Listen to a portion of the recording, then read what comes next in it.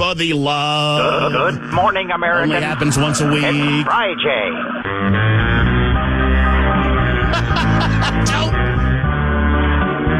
Bell was thinking about his new girlfriend, Andy.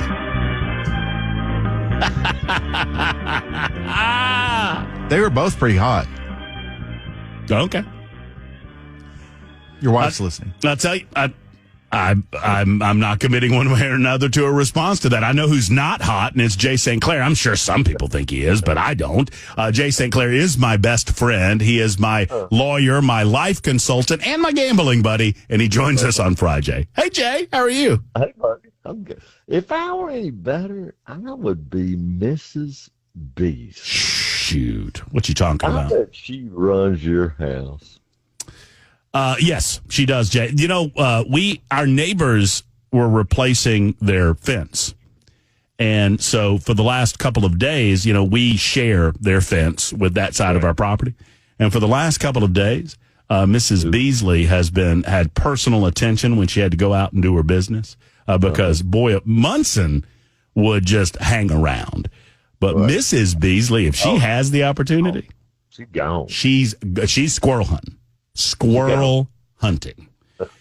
And so she has she's been particularly interested in her leash over the last couple of days. Sure. And so now that the fence is done, she's still going to the leash going, hey buddy, you wanna get that leash? It's good. It's good. They are. They learn so quick.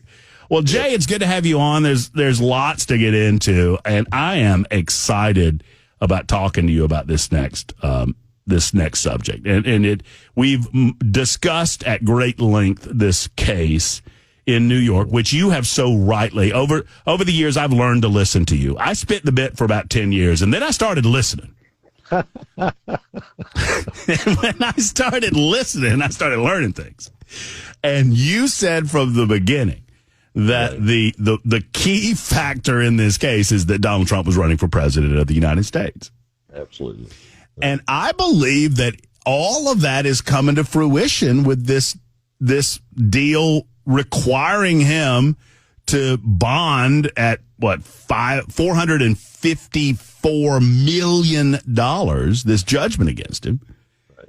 So just before I dive into some of the particulars, give me your take on where we are. And apparently this is the law in New York that before he appeals the case, he has to present this money or this whatever it is. I mean, talk to me about this. It's actually the law pretty much everywhere in the United States, man. I would be surprised if there's any jurisdiction that doesn't have that law. So here's the way that works. You file a lawsuit and you win. You get a judgment. Let's say that you're in a car wreck. Even worse, somebody wrecks your motorcycle, and you sue them and you win. And I'd say that motorcycle's worth $28,473, something like that, after you blacked it out. And so now you now have a piece of paper. It's called a judgment. That where somebody owes you $28,473. Well, that's not self-executing, right? I mean, all you have is a piece of paper. Think of it as like a promissory note. They owe you that money. Well, they can write you a check, right? And then if they do, that's the end of it. But let's say they don't. Or let's say that they say that they don't have the money. And they say, and I think this was wrong, so I'm going to appeal. And you say, well, okay, but in the meantime, I want my money, right? I've got a judgment. I don't trust you to not hide your money or, squirrel it away somewhere, because as of right now, you owe me $28,437. It says, well, I'm going to appeal. I said, well, okay, you can appeal. But by law, in every jurisdiction I'm familiar with, Matt, if you appeal, you have to post an appeal bond. And I haven't researched this, but I'll just bet you I'm right about this. This concept is hundreds of years old, Matt. And I bet you the reason for it is that, dishonest people when they have a judgment entered against them, they just put everything in their wife's name, right? Or they hide the money or whatever. And so it's just a way of making sure that whatever assets the person has now will still be there if they lose their appeal. So that part of it's very common. And, but not, people don't always have to post a bond. You remember in my case that went to the United States Supreme Court, the judgment that was entered in that case was, I think, $650,000. We never posted a bond. And then the other side never said anything about it, because I was representing Goodyear. They're good for the money. And so, that it rarely becomes an issue, is what I'm trying to say.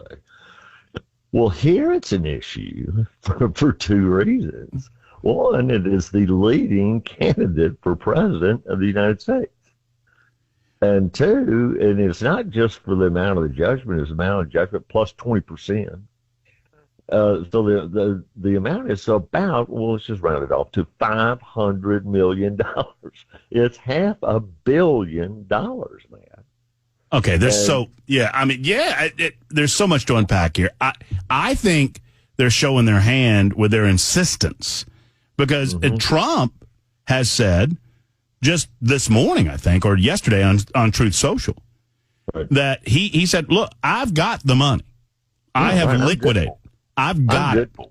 And I'm not going to stiff, you think I'm going to stiff y'all? No, I'm good for the money. You're saying that happens. I had lost a lot of cases. In fact, that Ledbetter's the only case I ever remember appealing where I lost. And we didn't post a bond in that case. And no one ever made an issue. Well, but I think they're making an issue, and I think this is tipping their hand. They're making the issue because they want to embarrass him. And I believe what Trump has said, that they want to tie the money up. That even if he has the money, he said, I have money that I was planning to use, to spend, to win the presidency of the United States of America. And you're demanding in the state of New York that I tie that money up with you while I appeal this case that was never before a jury, that has never presented a victim. You want me to tie my money up while I'm trying to use it to win the presidency. We've always known, at least I have always believed, I won't say we know, but we believe, and I think you do too, that all of this is political, and they're just nakedly demonstrating how it becomes political in the real world, where Donald Trump now can't buy advertisements in the state of Michigan or the state of Tennessee because his money is being held up in New York. I agree with everything you say, Matt. And keep in mind that when the lawsuit was filed, the Attorney General up there, she was suing for only $250 million. Only $250 million. Well, along the way, I guess somebody said, "Hey, let's really stick it to him. That's not enough. He'll probably just write a check for that." So we better up the ante here a little bit. Let's get it up to 500 million. And they did. It's 21st century is not turning out like I thought it would. I agree, and I defer because you're so brilliant in matters of the law. I defer to your analysis, and I agree. I understand. Here's where things get a little squirrely. So in civil court, there's me. Let's say that you take that. I'm going to hit you back here. Let's say you take that fancy dancy foreign car that you've got in your garage, right? And you run my motorcycle over. Okay. And I'm like, whoa, Jay, I'm going to sue you for that. And so we go to court. There's me suing you, and there's you, and then there's the state involved. There's three parties involved. Well, in this case, there's only two parties involved. Exactly. That's right. It's just Donald Trump and the state.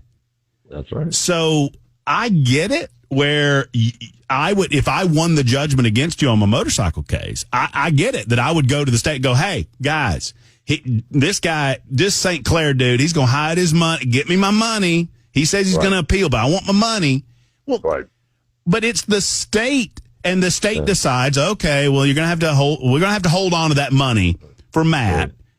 But in this case, the state is deciding that they want their money, and they're going to hold. You understand without the. No, listen, it's even better than that, man. And the state's not out any money. It's not like he stole $500 million from the state of New York. They're not out anything, man. It's even worse. It's absolutely a windfall, right? I mean, it's not like he owes that to the banks. Right. That would feel a little bit differently, right? I mean, if the verdict was, well, he cheated the banks, and the banks said, yes, we got cheated, and this is how much we were cheated, well, that feels differently. The state of New York is not out anything. He paid every dollar that he borrowed from the banks back with the interest. Every bit of it. No, it's remarkable. All right, hold on a second. Well, if anybody has any thoughts on this or comment on this, you're welcome to join in on the Members Nutrition Super Text line. What will be the outcome? Who knows? And I'm going to ask Jay this question. It doesn't make, and I don't know that it makes sense to him, but if he didn't have the money and he has to sell off his assets, what happens if he wins on appeal? We'll talk about that in just a moment on Super Talk 99.7 WTN. Well, it's a FRI Jay for two different reasons. We got Jay Harper in the newsroom. We got Jay St. Clair on the line, our legal scholar and my best friend. We have an investment seminar coming up next month, Bill. An investment seminar. We're both very excited about it. We're going to do some real estate development. You have a what? We're going to do some real estate development. Golfing. And then we're going to go to an investment seminar. Gambling. With another group of, there's a lot of group of people. You always meet different people at the seminar. Dishonest about what you guys do. I don't think there's anything incorrect about what I'm saying. Jay, you're a lawyer. You're not supposed to participate in shenanigans like lying. That may be the funniest thing I've ever heard you say, Bill. I get paid to lie. And he's the only lawyer that I've ever met that will tell you that. That's awesome. Well, you're not getting paid when you're out golfing and gambling, so you need to call it what it is. Well, Jay and I don't bet on the golf course, so that's probably the only reason he's not getting paid on the golf course. Because otherwise, I'd have to open my wallet every time we finish. So here's something that occurred to me, Jay. Yeah. Now, I just looked something up. I just used the Google machine. Right. And I looked up, is the state of New York in debt? You already know where I'm going. Do you know how much? $500 million. No, $484,667,002. As of fiscal year 2022, the state and local government debt in the state of New York amounts to $166.51 billion. Well, they're getting a down payment. How in the world can't I make the argument, if I'm Trump's lawyers, Your Honor, if we give this money to New York, what happens if they win on appeal? They'll never get it back. Well, you're right. Although by law they'll do it back. And, you know, Trump's so smart, right? I mean, he plays four-dimensional chess. Here's one of the things that I thought. I'm not predicting this, but this would be funny. Because one of the things they can do, they can seize his property and then they would hold it for public auction.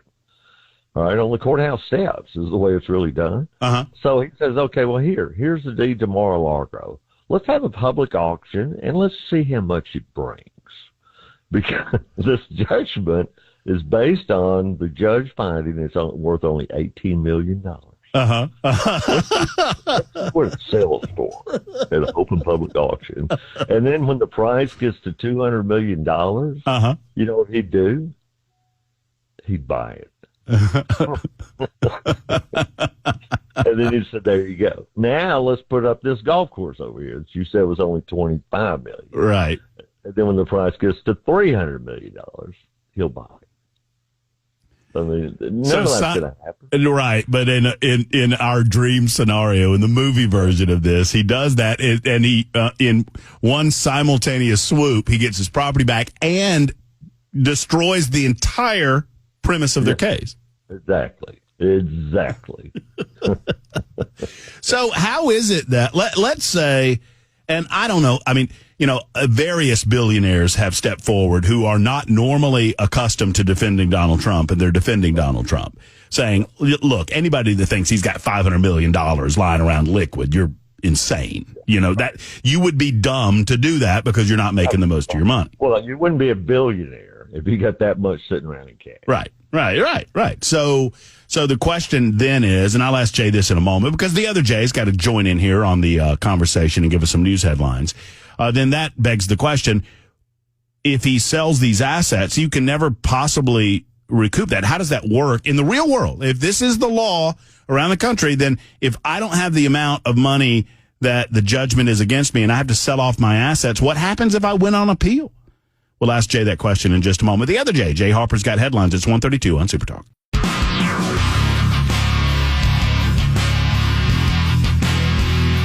Super Talk 99.7 WTN. Normally, this would be the time that we get to calls. We're going to get to a few calls and a few questions with our friend Jay St. Clair. It's FRI JAY on the Matt Murphy Show on Super Talk 99.7 WTN, one of the favorite segments that we do on a weekly basis. But I want to finish off this conversation about this amazing case in New York, and it just continues to get more amazing. Jay, I did a bit of research on this last night, and really it wasn't my research. It was the Associated Press's. So this law in the state of New York was passed in 1956. It is known as the Repeated Fraud Statute that they're suing him under. It was designed to stop fraudulent businesses. The mob. Right, exactly. So do you know how many times since 1956 that a company has been dissolved or that a penalty was imposed that was so grave that the company had to sell off its assets? Would you care to guess? I would say 0. Well, it's actually been 12 times. Okay. And in each case, the reason that it happened, the reason the business was shut down, is that they were actively perpetuating the fraud at the time that the case was in court. Right. Yeah. And victims. There were victims in court. And so the number of times that a victimless crime like this, now that's how I would characterize it, has come up over the last 70 years is 0. There's never have these companies had to have sold physical assets. They just had their businesses shut down because they were fraudulent businesses. They couldn't do it. Right? They just didn't have any ability, and nobody's going to loan them any money or buy them anything. Now, this is absolutely sui generis. You know how much put that in your pipe and smoke it. Sui generis, Bell. You know how much I love it when you talk in the Latin. So what happened? Just generally. Let's, it's impossible to take Trump out of it, but I'm just trying to do that for my own brain. So if in this scenario, even if there was a victim, even if there was a third party, we talk about only being 2, but even if there were 3, if I go to the court and I say, look, you've made this judgment of $40 million, I don't have $40 million on hand, and they say, well, you have to sell all your stuff. Right. What happens if I win on appeal, Jay? Well, I'll confess to you, I've never been in a case where that happened, or have never read about that happening, man. But surely by law, you're due to get that money back. Whether you will is an open question. But at that point, you're due back that money. Yeah, there's this concept in the law that you paid something by mistake, right? If you pay something by mistake, then the person has to give you the money back.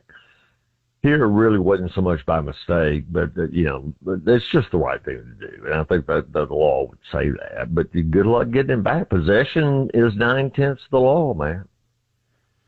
It is fascinating to consider that the government of the state of New York could seize someone's property, could dissolve the property, right, and then that person went on appeal, and then they don't have any ability to repair the damage that they've done. Well, I mean, Trump could get an order saying to the state of New York, pay this money back. I mean, at that point, he's owed that money, but they may plead poverty and say, well, I'm sorry, we spent it. We're going to appeal. But you better post a bond. Yeah. No, listen, it's absolutely, it is sui generis, man. I mean, you were talking earlier, how does this normally happen in the real world? Well, the way it normally happens is either the winning party doesn't require a bond, or if they do, you just go get a bond, right? And so no money actually changes hands. They just post a bond in the clerk's office. The bond just says, if The appeal is not over. If the case is not overturned on appeal, and if Trump does not pay what he owes, then we, the bonding company, will pay. That's the way a bond works. But see, even then, Trump would have to pay, but normally it's 10%. So if he had got a $500 million bond, he'd have to pay $50 million. But the problem is nobody's going to write a $500 million bond. They may not have the ability to do that because, see, they have to have the cash on hand. If the bonding company, if they issue a bond and it's not a reversed on appeal and Trump doesn't pay, they have to pay. They can go back and get the money from Trump. Well, no company is going to put itself on the hook for $500 billion. What do you predict? You think Trump will produce the cash or? No. Here's what I believe the outcome is going to be. Either the Court of Appeals could step in and stay the judgment. They absolutely have the power to do that. Or the other thing, and I think this is more likely from some news reports I'm reading, they'll work out a deal where Trump doesn't actually have to put up any cash. He just puts some deeds up, kind of in escrow. And so no actual money will change hands. And you don't expect that, you put up a few deeds, whatever, Mar-a-Lago, Trump Tower, whatever it might be. And, right. But that doesn't mean that you're going to have to hand them the keys and they boot you out. No, that's right. No, that's right. And so that's what it looks like to me is where this is probably headed. I'm sure they have a motion on file with the Court of Appeals asking for them to stay the judgment. I mean, they may step in. I don't know anything about the New York Court of Appeals. I know they're elected. And I know they're elected by New Yorkers.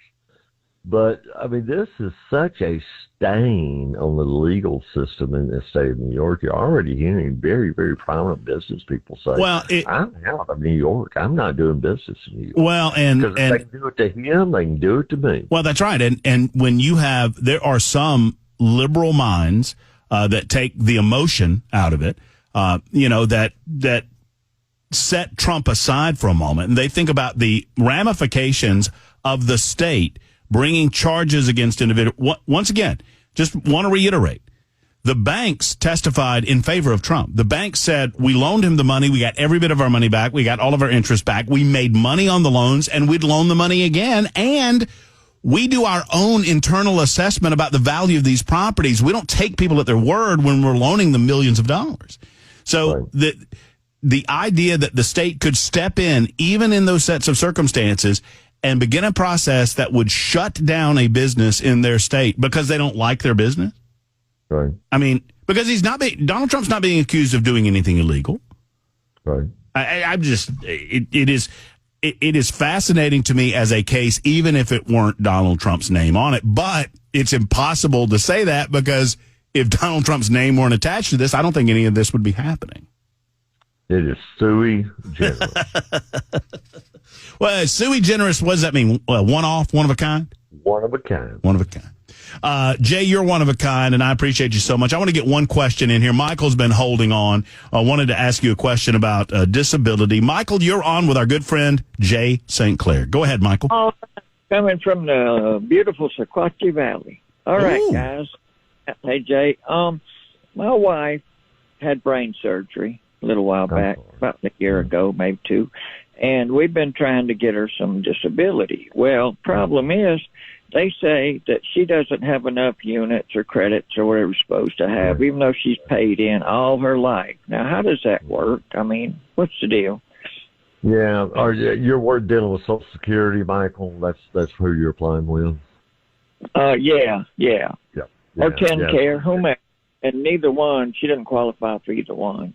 And yeah, but you're applying for Social Security disability, right?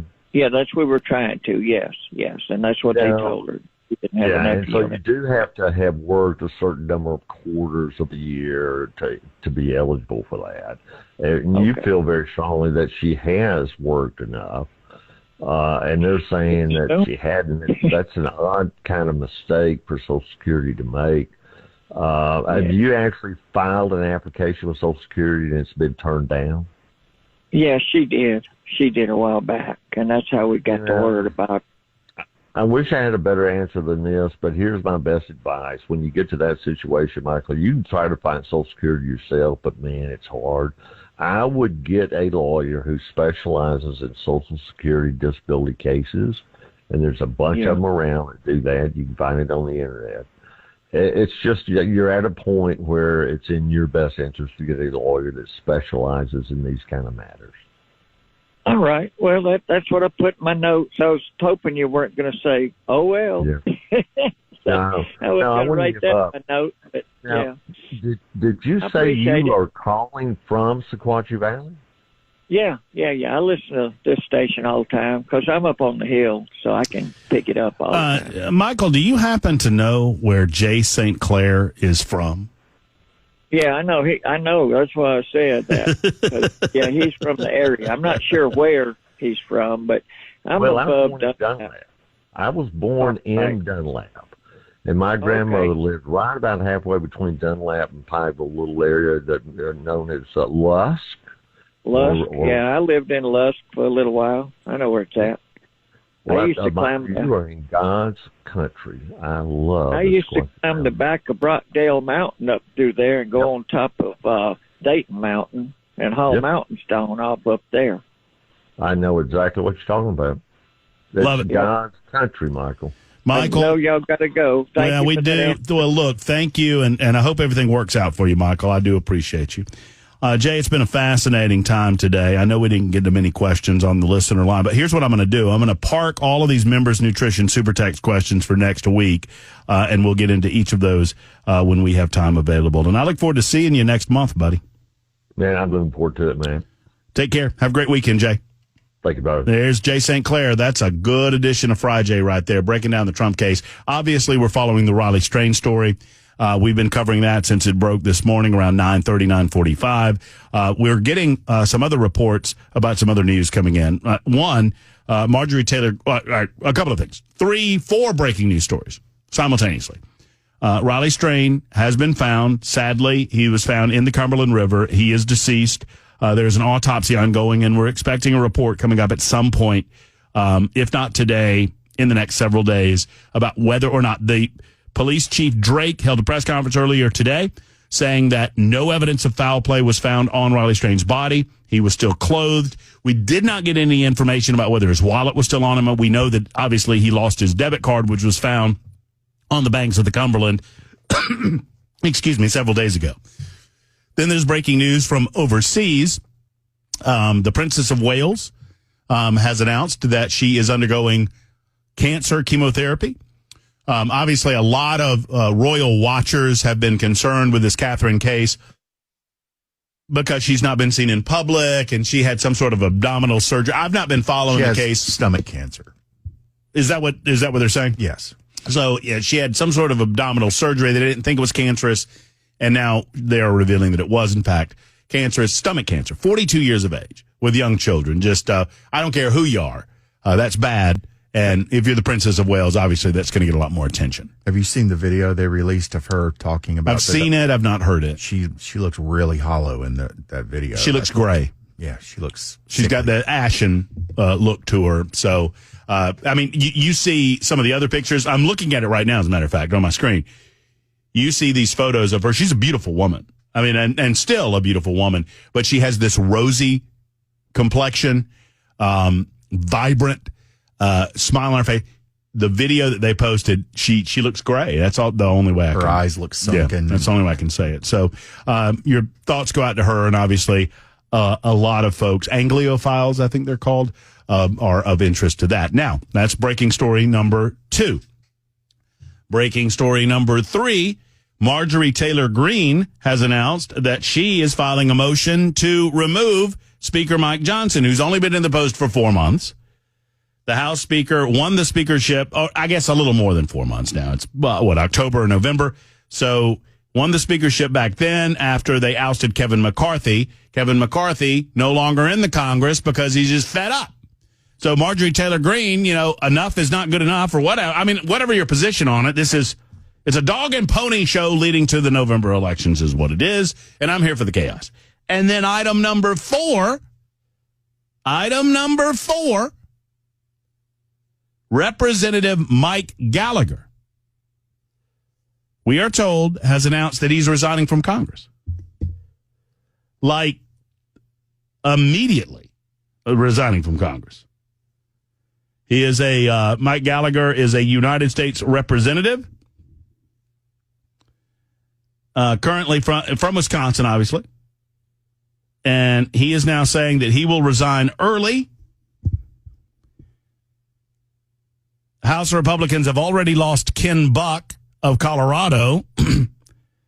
And now Gallagher is announcing that he's leaving. And he's leaving on April 19th. And what I'm being told, I'm trying to crunch the numbers here. And I don't do this as well as some. I think Brian Wilson is the best at it on the radio station and crunching these numbers. But I think that still, we've been saying 1, but I think it was 2 or 3. I think this leaves the Republicans with a 1-vote majority in the House of Representatives. And they want to have another speaker vote. Marjorie Taylor Greene does. Just I don't know what to say about it. She's about determined to make sure it's Hakeem Jeffries. You know, what they ought to do is just hand the keys over to the Democrats and let them run the show for the next several months so that the Democrats at least have to take the blame for it. Drive it right into the ground. Just drive the crap into the ground and be done with it. Hell, if I were a Republican, I'd vote for it at this point. I mean, it's ridiculous. Well, instead of, I don't know. There are no good human beings in Washington, D.C. It doesn't feel like. It's 1:55 on Super Talk.